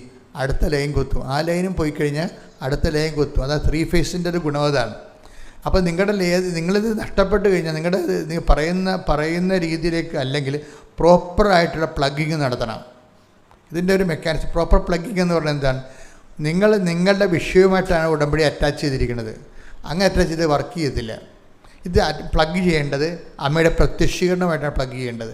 നിങ്ങളെന്താ ദൈവത്തോട് പറയേണ്ടത്? ഉടമ്പടി എടുത്തുകൊണ്ട് എന്നെ പ്രത്യക്ഷീകരണത്തിൻ്റെ സാക്ഷിയാക്കണമേ. അതാണ് സംഭവം. അപ്പോൾ നിങ്ങൾ മരം അറിഞ്ഞു വേണം കൊടിയിടാൻ. അപ്പം അതുകൊണ്ട് ഈ കൊടി നശിക്കണമെമ്പോൾ മരം നശിക്കണ മരങ്ങളില്ലേ, അങ്ങനെ ഇടത്തില്ല. അത് കൊടിയുടെ കാലം കഴിഞ്ഞാലും മരം നിൽക്കണ കാണാം. അതിന് മരം അറിഞ്ഞ് കൊടിയിടണമെന്ന് പറഞ്ഞത് കാരണം അതാണ്. അപ്പം അതുകൊണ്ട് കൊടിയെന്ന് പറയുന്നത് എന്താണ്? കുരുമുളക് കൊടി. കിഴക്കുള്ളവർക്ക് പെട്ടെന്ന് മനസ്സിലാകും, പടിഞ്ഞാറുള്ളവർക്ക് കൊടിയെന്ന് വെച്ചാൽ പെട്ടെന്ന് ഈ മാർക്സിസ്റ്റ് പാർട്ടിക്കാരുടെയും കോൺഗ്രസ്സുകാരുടെയും കൊടിയെന്നേ മനസ്സിലാകത്തുള്ളൂ. അപ്പം മരം പറഞ്ഞ് കൊടിയിട്ടെന്ന് പറഞ്ഞാൽ കുരുമുളക് കൊടിയുടെ കാര്യമാണ് പറയണത്. അത് വല്ല കൊന്നപ്പത്തലും കൊണ്ട് ഇട്ട് കഴിഞ്ഞാൽ ശരിയാകത്തില്ല. അപ്പം അതുകൊണ്ട് അച്ഛൻ്റെ അഭിപ്രായത്തിൽ പ്ലഗിങ് സൂക്ഷിക്കണം. അമ്മയുടെ പ്രത്യക്ഷീകരണമാണ് അമ്മയുടെ പ്രത്യക്ഷീകരണം സഭ അംഗീകരിക്കാൻ എന്നെ കൂടി അതിൻ്റെ എൻ്റെ പ്രാർത്ഥന കൂടി അമ്മ സ്വീകരിക്കണം. ദൈവമേ, അമ്മയുടെ പ്രത്യക്ഷീകരണം സഭ ഏറ്റെടുക്കാൻ വേണ്ടി ഞാൻ ഈ പത്രം കൊടുക്കുന്നു, ഞാൻ ഈ പ്രാർത്ഥന ചൊല്ലുന്നു. അപ്പോൾ ഇതെല്ലാം അപ്പോഴും ജെന്യൂനായിട്ടുള്ളൊരു പ്ലഗിങ് വരും അവിടെ. ജെന്യൂൻ പ്ലഗിങ് വന്നാൽ പിന്നെ നമ്മൾ ഇത്രയും കിതക്കേണ്ട കാര്യമില്ല. ഇപ്പം അതെല്ലാം വളരെ പെട്ടെന്ന് മെക്കാനിക്സായിട്ട് ചെയ്യണ കാര്യങ്ങൾ. ഇപ്പം നമ്മൾ മീൻ വെട്ടണം, നമ്മൾ കത്തിയെടുത്ത് നമ്മൾ ഓരോരുത്തരും ഇങ്ങനെ തല ചീവി കാല് വെട്ടി അതിൻ്റെ ചിറക് വെട്ടിയൊക്കെ ഇരിക്കട്ടെ. ഇപ്പം അങ്ങനെ അപ്പം ചൈനയിലൊരു മെഷീൻ കണ്ടില്ലേ, ഒരു മീനങ്ങോട്ട് ഇറക്കിയിട്ട് കൊടുത്തു കഴിഞ്ഞാൽ വെട്ടിക്കഴുകി മെഷീനിങ്ങോട്ട് തരും. ഇപ്പം പോയി അത് മേടിക്കണ്ട, അവിടെ ഇരിക്കുക, ധ്യാനം കഴിഞ്ഞിട്ട് പോവുക. അപ്പോൾ അത് കാലം മാറി. അല്ലെങ്കിൽ നമ്മളൊരു മീനുമായിട്ട് എത്ര നേരം ഇരിക്കണം. അപ്പോൾ അതുപോലെ തന്നെയാണ് ഈ പ്ലഗിങ് ജെന്യുവിനാണെങ്കിൽ പെട്ടെന്ന് സ്പീഡപ്പ് ആവും. നമ്മളുടെ കാര്യത്തിനാണിത് വെക്കുന്നുണ്ടെങ്കിൽ ദൈവത്തിന് അതിൻ്റെ എന്താ കാര്യം? അതുകൊണ്ട് ദൈവം അതിൻ്റെ അകത്ത് ഇൻട്രസ്റ്റ് കാണിക്കത്തില്ല. അപ്പോൾ അതുകൊണ്ട് ജെന്യുവിൻ പ്ലഗിങ് ഒരു പ്രധാനപ്പെട്ടതാണ്. അത് ആത്മാർത്ഥമായിട്ട് വേണം ഇത് പ്ലഗ് ചെയ്യാൻ. അത് നിങ്ങളും നിങ്ങളുടെ ഒരു ആവശ്യമായിട്ട് തോന്നണം. അമ്മയുടെ പ്രത്യക്ഷീകരണം സഭ ഏറ്റെടുക്കുന്നത് ദൈവത്തിൻ്റെ ആവശ്യമാണത്. പക്ഷെ അത് നമ്മുടെ ആവശ്യമാക്കി എടുത്തു കഴിഞ്ഞാൽ നമ്മൾ ദൈവത്തിൻ്റെ സ്വന്തമാകും. ഈ ദൈവത്തിൻ്റെ സ്വന്തമായി കഴിഞ്ഞാലുള്ള പ്രശ്നം വെച്ച് കഴിഞ്ഞാൽ കാര്യം കുറച്ച് സിമ്പിളാവും. ഞാൻ പറഞ്ഞില്ലേ, റോസ് ബെന്നിയുടെ കാര്യം പറഞ്ഞില്ലേ, റോസ് ബെന്നിയുടെ കാര്യം ബെന്നി പറയും, എന്ത് ചെയ്യും റോസേ, നമ്മെങ്ങനെ ജീവിക്കും, ഈ മഴയൊക്കെ കണ്ട മഴ മാറുന്ന ലക്ഷണമില്ല എന്നൊക്കെ പറയും. അപ്പോൾ റോസ് പറയും, നമ്മൾ അമ്മയുടെ ഉപ്പല്ലേ കൊണ്ടുവന്ന് ഇട്ടിരിക്കണത്, അപ്പോൾ ഇതിന് നമുക്ക് തരാതിരിക്കുക, താഴെ പണി ചെയ്യും, കുർബാനക്കൊണ്ട് കാശ് കൊടുത്തിട്ട് എൻ്റെ കൂടെ ഇന്ന് പ്രാർത്ഥിക്കാൻ പറയും. അപ്പോൾ എന്ത് ഒരു ക്രൈസിസ് ടൈമിൽ വൈഫ് എന്ന് പറയുന്ന ഒരു യഥാർത്ഥ വൈഫായിട്ട് അങ്ങോട്ട് മാറുകയാണ്. അതായത് ഈ ക്രൈസിസ് ടൈമല്ലേ ഇത്. 9 ഏക്കറുണ്ട്, അത് പോയി കഴിഞ്ഞാൽ പിന്നെ ഇനി കടം മേടിച്ച് തന്നെ വിത്ത് കിട്ടത്തുള്ളൂ വിതക്കാൻ വേണ്ടി. അപ്പോൾ ഈ ന്യൂനമർദ്ദം കയറി തലക്കുമുള്ളിൽ തൂങ്ങുമ്പോൾ എന്താ പറയണത്, താനത് ഒരു കുർബാനക്കൊണ്ട് കാശ് കൊടുക്കുക. കുർബാനക്കൊണ്ട് കാശ് കൊടുക്കാൻ പറയുന്നത് എന്താണ്? പൂർവികർ ഇല്ലേ നമുക്ക്, അവരുടെ സ്വത്താണ് നമ്മൾ തിന്നണത്. അത് ബോധമുണ്ടാണ് അതിനെക്കുറിച്ച്. ഇനി അപ്പനും തന്നില്ല, അമ്മാമ്മ തന്നില്ല, അപ്പാപ്പൻ തന്നില്ലെന്ന് പറയരുത്. നമ്മുടെ തടി തന്നെ അവർ തന്നതാണ് ഇല്ലേ, ആർക്കും നിഷേധിക്കാൻ പറ്റുക. അതാണ് പൂർവികരുടെ ഇനി ആത്മകാര്യങ്ങളുടെ കാര്യം ഇപ്പോൾ ചെയ്യാൻ പറയും. അതൊക്കെ ഒരു ജ്ഞാനമല്ലേ ഈ റോസ് പറയണത്. എന്നുവെച്ചാൽ അപ്പൂപ്പന്മാർക്ക് ആർക്കെങ്കിലും ദൈവദൃഷ്ടൻ്റെ കടമുണ്ടെങ്കിൽ നിങ്ങൾ പോയി അവർക്ക് വേണ്ടി പ്രാർത്ഥിക്കാൻ വേണ്ടി ബലിയർപ്പിച്ച് പ്രാർത്ഥിക്കും. എന്നിട്ട് എല്ലാ ദിവസവും എൻ്റെ കൂടെ പള്ളി പോവാം. അപ്പോൾ പിന്നെ അവർ വിശ്വാസമുള്ളവർ പിന്നെ അവളുടെ വിശ്വാസം കണ്ടപ്പോൾ ബെനിക്കും തോന്നി എന്നാൽ അവളുടെ കൂടെ പള്ളിയിൽ പോകാം, കുർബാനയ്ക്ക് പൈസ കൊടുക്കാം. അങ്ങനെ അവർ കൊടുത്ത് അതിൽ ബെന്നി രണ്ടാമത് കൊന്ത് ഇതിന് ചുറ്റും. അപ്പോൾ റോസിന് പണ്ടേ ചെയ്തൊരു പണിയാണെന്ന് വെച്ച് കഴിഞ്ഞാൽ ഈ പാടത്തിൻ്റെ 9 ഏക്കർ അവൾ നടക്കും കൊന്തയിലിക്കൊണ്ട്. അത് ഞാറ് ഉണ്ടായ കാലം മുതൽ ചെയ്യണ കാര്യമാണ്. അപ്പം അവരത് ആപ്ലിക്കേഷൻ ചെയ്യണത് അങ്ങനെയാണ്. അപ്പോൾ നിങ്ങൾക്ക് വേണ്ടി ചോദിക്കും, ഇത് വീട്ടിൽ ഇരുന്ന് പ്രാർത്ഥിച്ചാൽ പോരെ, നാട്ടുകാരെ കാണിക്കണമെന്ന് ചോദിക്കും. ചില കാര്യങ്ങൾ നാട്ടുകാരെ കാണിക്കണം നമ്മൾ. അതിൻ്റെ പ്രശ്നം വെച്ച് കഴിഞ്ഞാൽ വീട്ടിലിരുന്ന് പ്രാർത്ഥിക്കാൻ എളുപ്പമാണ്, നമുക്ക് മുടക്കമൊന്നുമില്ല. എന്നുവെച്ചാൽ വീട്ടിലിരുന്ന് പ്രാർത്ഥിക്കാൻ എന്താ, നമ്മുടെ ആ കസേര വരച്ചിട്ട് അങ്ങോട്ട് കാലം കയറ്റി ഇരുന്നാൽ പോരെ, ഇത് വലിയ കുഴപ്പമുണ്ടാ. ഇങ്ങനെ ഈ ഒരു പ്രാർത്ഥന ഒരിക്കലും വിജയിക്കത്തില്ല. ഞാനാണ് ദൈവമെങ്കിൽ ആ കസേര വരച്ച് നിങ്ങളുടെ തലക്കെട്ടടിക്കും. എന്താ കാര്യം, നന്ദികേടല്ലേ ശരിക്കും പറഞ്ഞാൽ. ദൈവം ആരാണെന്ന് പോലും അറിയാൻ പാടാതെ തന്നെ കസേരക്ക് എഴുന്നിട്ട് മറ്റേ കാലെടുത്ത് ടീപ്പ് ചോദിച്ചുകൊണ്ട് പ്രാർത്ഥിക്കണത്. അതാർക്കാൻ പറ്റാത്തത്. നമുക്ക് പ്രാർത്ഥിക്കുമ്പോൾ ദൈവത്തിന് തോന്നണ്ടേ ഇത് പ്രാർത്ഥിക്കണമെന്ന് തോന്നണ്ടേ. അത് ഭയങ്കര സീരിയസ് ആയ വിഷയം. നിങ്ങൾ പ്രാർത്ഥിച്ചില്ലെങ്കിൽ മിണ്ടായിരുന്നാൽ മതി. ഈ ആട് പ്രസവിക്കാൻ കിടക്കണവരെ കിടക്കരുത്. നിങ്ങൾക്ക് ആവതില്ല എന്നൊക്കെ ശരിയാണ്. ആവതില്ലാത്ത ആവതിന് ദൈവത്തിന്, എൻ്റെ മക്കൾ, ഇതിൻ്റെ റിസ്ക് എന്ന് പറയണത് ദൈവത്തിന് ഒന്ന് ബോധ്യപ്പെടുത്തി എടുക്കണം. അതാണ് ഒരു പ്രശ്നം. ദൈവത്തിന് ഒന്ന് ബോധ്യപ്പെടുത്തി നിങ്ങൾ, അതായത് ഒരു പ്രാർത്ഥന വിജയിക്കണമെങ്കിൽ അതിൻ്റെ ആദ്യത്തെ റിസ്ക് ദൈവത്തെ ബോധ്യപ്പെടുത്തി എടുക്കുന്നതാണ്. ദൈവത്തെ ബോധ്യപ്പെടുത്താൻ വന്നു കഴിഞ്ഞാൽ തന്നെ നമുക്ക് തലക്ക് ഭ്രാന്ത് പിടിക്കും. എന്ന് വെച്ചാൽ കർത്താവ് പറയും, നിങ്ങൾ വെള്ളം അടിച്ച കുഴിമാടങ്ങളാണ്. സിമ്പിളായിട്ട് പറഞ്ഞാണേ. ഇപ്പോൾ നമുക്ക് കിട്ടിയിരിക്കണ ഒരു ബിരുദമാണ് വെള്ളം അടിച്ച കുഴിമാടങ്ങളാണെന്ന്. അതിലെന്ത് പറയും, നിങ്ങളുടെ പുറമേ നല്ല വിശുദ്ധിയായിട്ടൊക്കെ ഭംഗിയായിട്ടിരിക്കും, അകമോ എന്ന് പറയും. അകം, അതാണ് കുഴപ്പം. ഈ സ്കാനിങ് കണ്ടുപിടിച്ച കർത്താവാണേ. ഈ ആൾ വരുമ്പോൾ തന്നെ സ്കാൻ ചെയ്യും, അതാണ് കുഴപ്പം. ഇതുകൊണ്ട് ദൈവത്തെ വിശ്വസിപ്പിച്ചെടുക്കാൻ വലിയ പാടാണ്. സ്കാനിങ് യന്ത്രം പണ്ട് പോലെ കണ്ടുപിടിച്ച് വെച്ചിരിക്കുകയാണ്. നിങ്ങളുടെ അകമോ, അതിൻ്റെ എക്സ്റേ കോപ്പി എടുത്ത് പറയും, കവർച്ച, ദുഷ്ടത, പഠിച്ചുദിക്കട്ടെ. ഹല്ലേലൂയ, മത്തായി 23:27 വചനങ്ങൾ. കപടനാട്യക്കാരായ നിയമജ്ഞരെ ഫരീസേരെ നിങ്ങൾക്ക് ദുരിതം. നിങ്ങൾ വെള്ളയടിച്ച കുഴിമാടങ്ങൾക്ക് സദൃശ്യരാണ്. അവ പുറമേ മനോഹരമായി കാണപ്പെടുന്നെങ്കിലും അവയ്ക്കുള്ളിൽ മരിച്ചവരുടെ അസ്ഥികളും സർവ്വവിധ മാലിന്യങ്ങളും നിറഞ്ഞു കിടക്കുന്നു. അതുപോലെ ബാഹ്യമായി മനുഷ്യർക്ക് നല്ലവരായി കാണപ്പെടുന്ന നിങ്ങൾ ഉള്ളിൽ കാപട്യവും അനീതിയും നിറഞ്ഞവരാണ്. അതിന് അകമോ എന്നുള്ള വാക്കെടുത്ത്, അകമോ. ലൂക്ക 11:39 ഏറ്റു പറഞ്ഞ, അപ്പോൾ കർത്താവ് അവരോട് പറഞ്ഞു, ഫരീസ്യരായ നിങ്ങൾ കോപ്പകളുടെയും പാത്രങ്ങളുടെയും പുറം കഴുകി വെടിപ്പാക്കുന്നു. നിങ്ങളുടെ അകമോ കവർച്ചയും ദുഷ്ടതയും കൊണ്ട് നിറഞ്ഞിരിക്കുന്നു. ഈ അകം ഒരു പ്രശ്നമാണ്. കർത്താവ് ഈ ആളെ, നമുക്ക് ദൈവത്തെ വിശ്വസിപ്പിക്കാനുള്ള കുഴപ്പം, ഈ ദൈവം ഇങ്ങനെ നമുക്കൊരു ഫോട്ടോ എടുത്തു കഴിഞ്ഞാൽ, ഇന്നലെ ഇവിടെ ഒരു ഫോട്ടോഗ്രാഫർ ഇവിടെ വന്നായിരുന്നു. അയാൾ എന്നോട് പറഞ്ഞു, അച്ഛാ ഇതിൻ്റെ 3D എടുക്കാൻ നമുക്ക്, ഇത് പിന്നെ 360 ഡിഗ്രി ഇത് റൊട്ടേറ്റ് ചെയ്യേണ്ട രീതി എടുക്കാമെന്ന് പറഞ്ഞു. അപ്പോൾ നമുക്കത് വെബ്സൈറ്റിൽ ഇട്ട് കഴിഞ്ഞാൽ ഒരേ സമയത്ത് ഒരു ഫോട്ടോ നോക്കുമ്പോൾ മൊബൈൽ ഇങ്ങനെ അങ്ങോട്ടും ഇങ്ങോട്ടും ചലിപ്പിക്കുന്നതനുസരിച്ച് കൊണ്ട് ഈ ഒരു ഫോട്ടോയിൽ തന്നെ കൃപാസനത്തിൻ്റെ മുഴുവൻ വർക്കുകൾ കയറി വരും. ഒരു ഫോട്ടോ നോക്കിയാൽ മതി, നല്ലൊരു ടെക്നീഷ്യനാണ് അവിടേക്ക്. അപ്പം അതുപോലെ തന്നെയാണ് ഇതുപോലെ ഈ ഈശോൻ്റെ അടുത്ത് വരുമ്പോൾ കുഴപ്പം, ഈ പുറം മാത്രമല്ല അകം കുറേ കാണും, അകം കാണിക്കും. അതാണ് ഏറ്റവും വലിയ അബദ്ധം എന്ന് പറയുന്നത്. ദൈവതിരുസന്നിധിയിൽ ഇന്ന് വളരെ കുഴപ്പം ഈ അകമോ. ഇപ്പം കണ്ടില്ലേ 11:30 എന്താ ലൂക്ക 11:39 അകമോ. അതായത് നേരത്തെ നമ്മൾ വായിച്ചത് എന്തായിരുന്നു? മത്തായിയുടെ സുവിശേഷം 23:20 അപ്പം ഈശോന് ഉള്ളിലെന്ന് പറഞ്ഞ്, ഇവിടെ ലൂക്ക അകമെന്ന് പറഞ്ഞത്. അപ്പം അകവും ഉള്ളിലും ദൈവം ഇങ്ങനെ വിഷ്വലൈസ് ചെയ്യുന്നൊരു സംഭവമാണ്.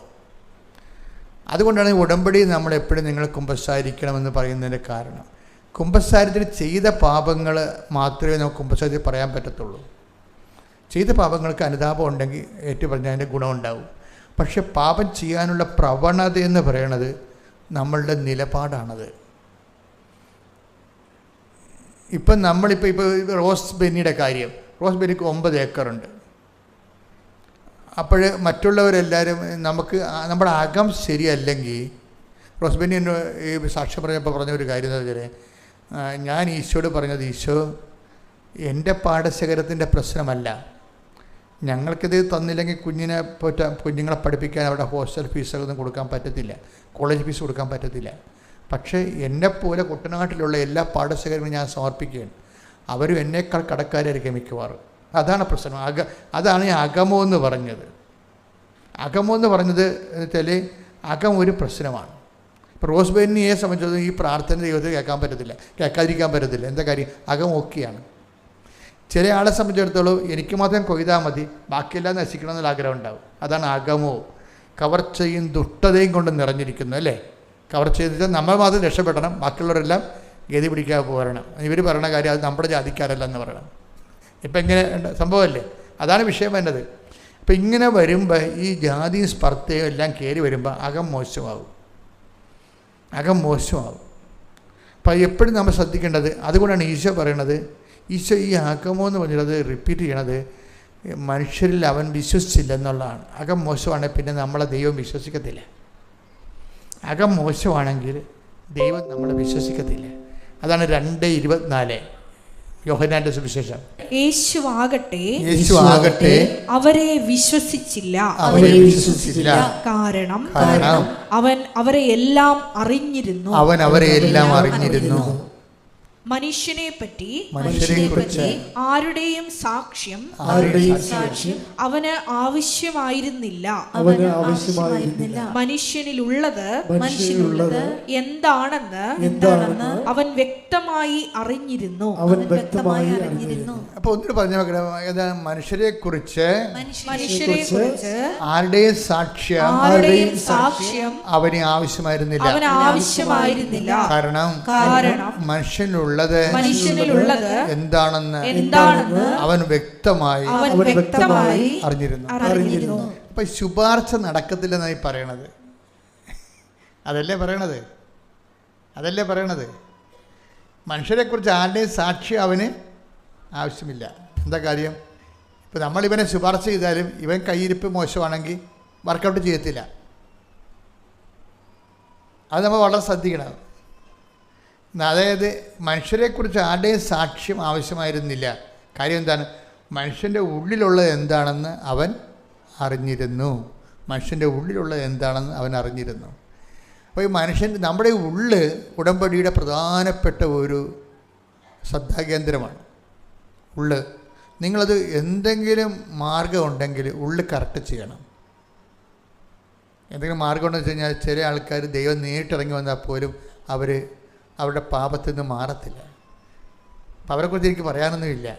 പക്ഷേ നിങ്ങൾക്ക് എന്തെങ്കിലും മാർഗം, രക്ഷപ്പെടാൻ എന്തെങ്കിലും ചാൻസ് ഉണ്ടെങ്കിൽ നിങ്ങളുടെ ഉള്ള് കറക്റ്റ് ചെയ്യണം. കാര്യം ഉള്ള് കറക്റ്റ് ചെയ്യണമെന്ന് പറയുമ്പോൾ ദൈവത്തിന് 1-ാം സ്ഥാനം വേണം. അവിടെ ദൈവത്തിന് 1-ാം സ്ഥാനം കൊടുത്തില്ലെങ്കിൽ ആ ഉള്ള വായി നോക്കികളെല്ലാം കയറി ആ 1-ാം സ്ഥാനത്ത് കയറി ഇരിക്കും. നിങ്ങളെ അറിയത്ത് പോലും ഇല്ല. അവിടെ നിങ്ങൾ പള്ളിയിൽ പോകാൻ പോലും ഒരു സമ്മതിക്കത്തില്ല. ഞാൻ എന്ത് പോകണില്ല, നീ പോകണ്ടെന്ന്. ഇവർ പള്ളിയിൽ പോകണത് എന്തിനാണ്? അവിടെ ലൈൻ അടിക്കാൻ പോണതാണ് പള്ളിയുടെ അടുത്ത്. ഒരുത്തൻ, ഞാൻ ഒരു വാടക്കലെന്ന് പറഞ്ഞൊരു ഇടവകയിരിക്കുന്നു. അപ്പോൾ ഒരുത്തൻ ഓട്ടോറിക്ഷ ഇടിച്ച് മരിച്ചു. അപ്പം ഞാൻ ഇടവക വികാരിയായ കാരണം രാത്രി പോകും, മരിപ്പ് വീട്ടിൽ അടക്കത്തിൻ്റെ സമയത്തും പോകും. പിന്നെ അടക്കി കഴിഞ്ഞ് 2 ദിവസം പോകും. കാര്യം അടക്കി കഴിഞ്ഞാൽ നമ്മൾ പോകേണ്ടത്. കാര്യം ആ സമയത്താണ് ഈ നാട്ടുകാരും എല്ലാവരും പോയിട്ട് ഇവർ ഒറ്റയ്ക്ക്, മരിപ്പ് വീട്ടുകാർ ഒറ്റയ്ക്കിരുന്ന് തേങ്ങണ കാണാം. അപ്പോൾ നമ്മൾ പള്ളിക്കാർ പോയി അവിടെ കർത്താവിൻ്റെ ഒരു സാന്നിധ്യം നമുക്ക് കൊടുക്കണം അവർക്ക്. അത് പ്രധാനപ്പെട്ട ദിവസങ്ങളാണ്. മരിപ്പിൻ്റെ ഇടയ്ക്ക് പോയില്ലെങ്കിൽ മരിപ്പ് കഴിഞ്ഞ് നിങ്ങൾ ബന്ധുക്കളുടെ വീട്ടിൽ പോകണം. അത് നിങ്ങളെല്ലാം പിരിഞ്ഞു പോകുമ്പോൾ പിരിഞ്ഞു പോകാൻ വേണ്ടിയല്ല ചെല്ലണത് തന്നെ. ചെല്ലണത് തന്നെ മരിപ്പ് വീട്ടിൽ പോയിട്ടും വാച്ചിട്ട് നോക്കുന്ന ആൾക്കാരല്ലേ ഉള്ളത് നമ്മുടെ ബന്ധുക്കളെന്ന് പറഞ്ഞിരിക്കുന്ന ആൾക്കാർ. എപ്പോൾ അടക്കാൻ പറ്റും, അച്ഛമ്മനില്ല എന്ന് പറഞ്ഞ് നിൽക്കണ കാണാം ആൾക്കാർ. ഇതിങ്ങനെ കണ്ടല്ലേ ഈ മരിപ്പ് 3 മണിക്ക് അടക്കുമെന്ന് പറഞ്ഞാൽ പിന്നെ ആൾക്കാരെല്ലാം ഇതിങ്ങനെ കാണിക്കണ കാണാം. നമ്മളവർക്കും വല്ല പാർക്കിസൺസും ആണെന്ന്. പാർക്കിസൺസ് അല്ല, സമയത്തിട്ട് നോക്കണതാണ് വാച്ച്. അച്ഛൻ വന്നില്ലേ. ഇത്രയുള്ള ബന്ധുക്കളൊക്കെ മര്യാദക്ക് ദൈവമായിട്ടൊരു പിടിപാടുണ്ടാക്കി എടുക്കുക കേട്ടോ. നിങ്ങൾ ഈ പറഞ്ഞ 1-ാം സ്ഥാനത്ത് കരുവിക്കുന്ന ആൾ ഒന്നും ഉതകത്തില്ല. ശ്രുതികട്ടെ ഹല്ലേലൂയ.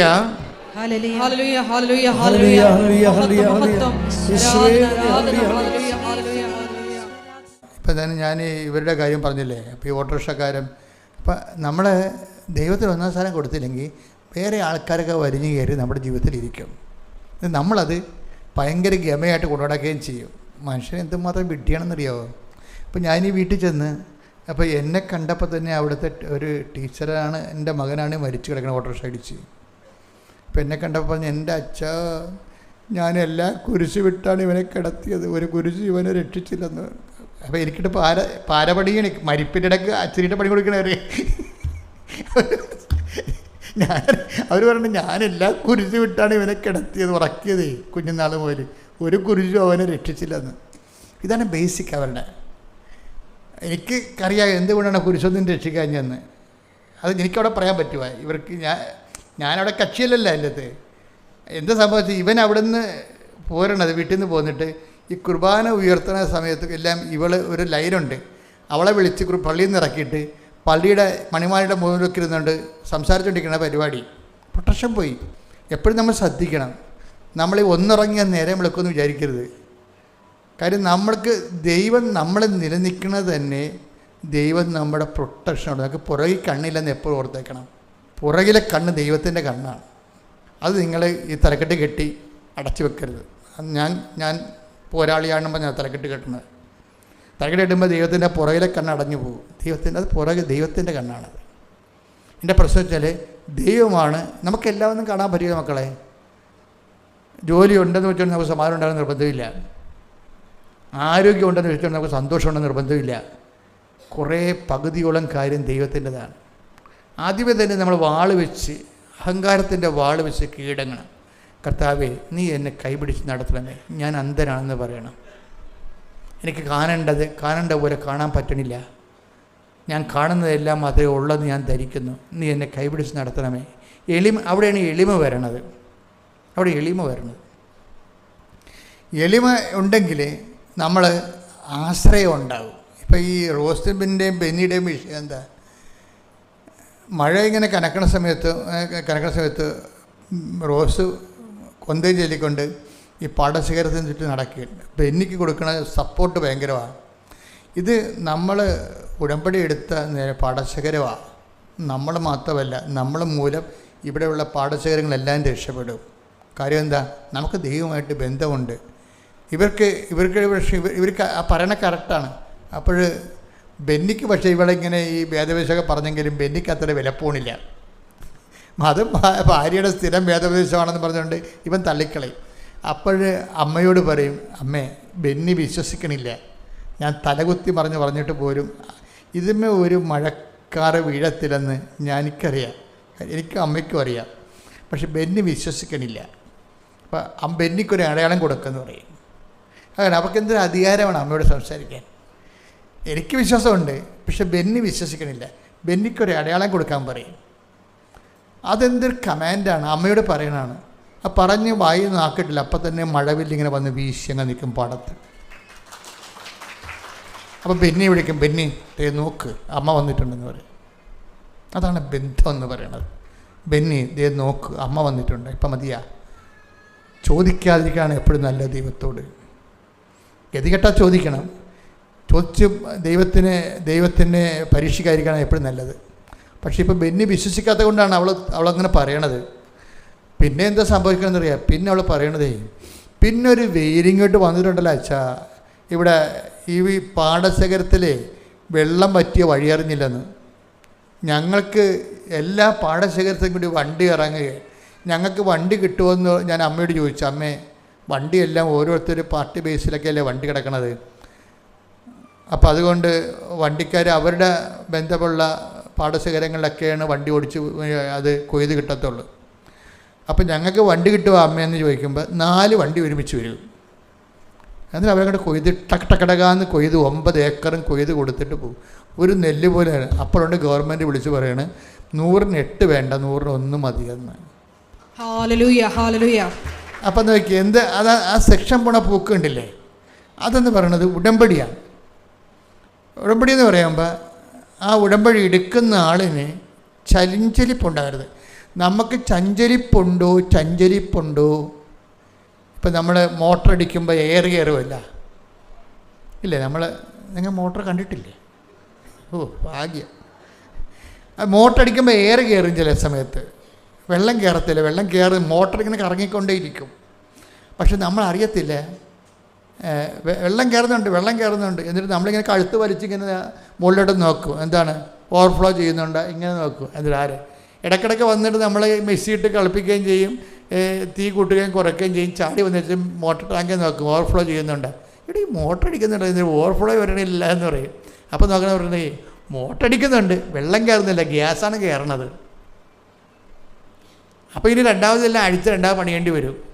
ഇതുപോലെയാണ് നമ്മുടെ ഒരു വിഷയത്തിൽ വരണത്.